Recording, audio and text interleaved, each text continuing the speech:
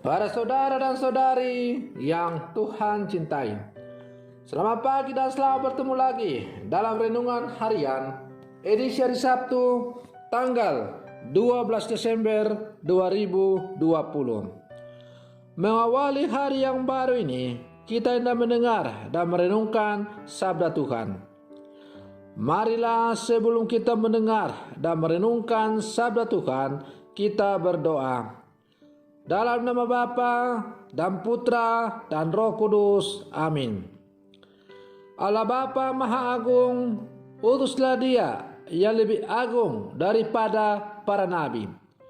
Utuslah Dia sabdamu sendiri, agar kami semakin mengimani Engkau dan menghayati iman itu dalam hidup sehari-hari. Bersabdalah ya Tuhan, kami siap untuk mendengarkan. Terpujilah Engkau Bapa, Putra dan Roh Kudus, kini dan sepanjang segala masa. Amin.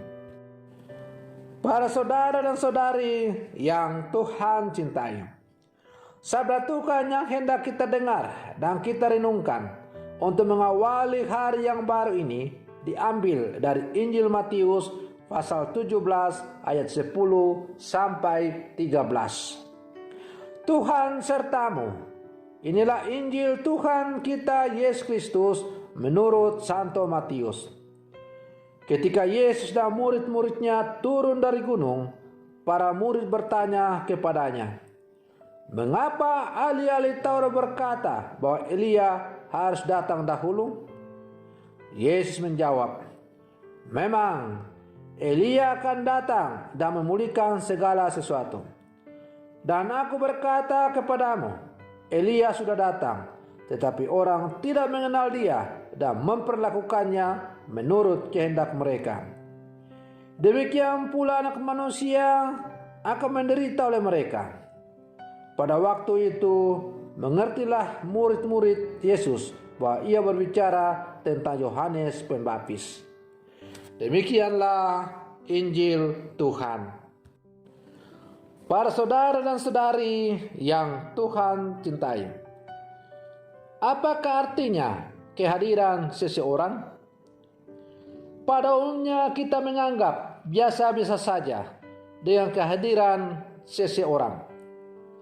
Hampir segelintir orang saja yang mungkin kita ingat karena kontras hidup yang mereka munculkan. Kita mudah mengingat seseorang karena kebaikannya atau karena keburukannya yang luar biasa.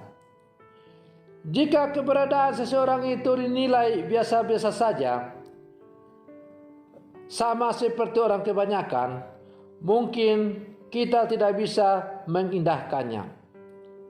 Para saudara dan saudari yang Tuhan cintai, pada umumnya kita akan mengingat orang-orang yang istimewa bagi kehidupan kita.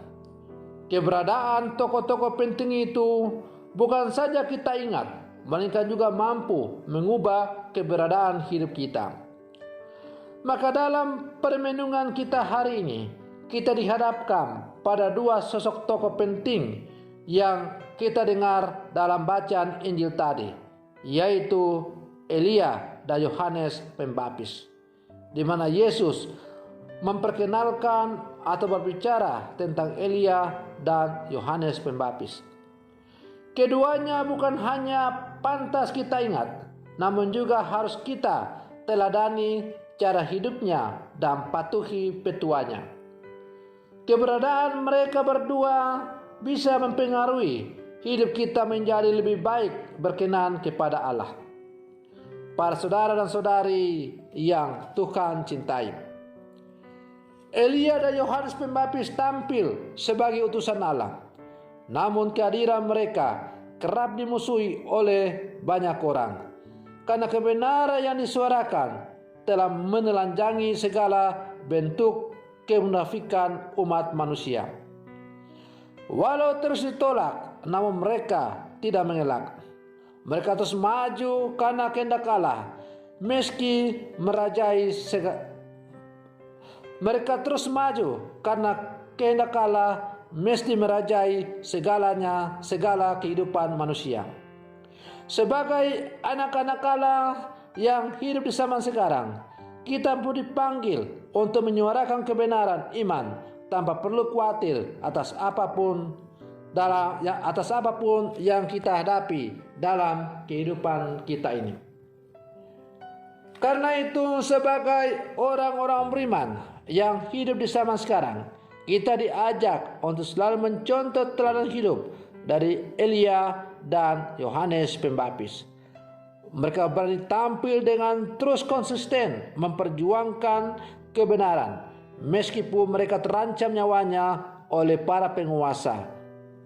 Para saudara dan saudari yang Tuhan cintai, sebagai murid-murid Yesus yang hidup di zaman sekarang, kita pun diajak untuk menjadi Elia baru, Yohanes Pembaptis baru, yang selalu mewartakan, mengumandangkan soal kebenaran Allah dalam seluruh kehidupan kita.